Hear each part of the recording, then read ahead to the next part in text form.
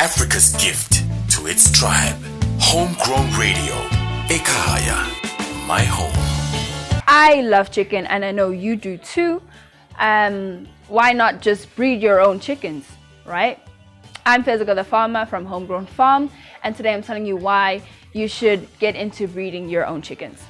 So first of all, chickens are very profitable in that they provide eggs for you, which you can either incubate for more chickens or sell for consumption, or you could even keep for home consumption to save on buying groceries.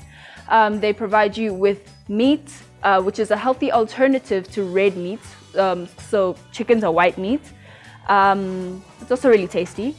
They also provide feathers, which you can use for decorations. You can make products with those feathers, which you can sell and get money from that. Yeah, their chickens are very versatile in that they give you a lot of options for you to make money out of. I am Fezeka the Farmer from Homegrown Farm, and thank you for watching.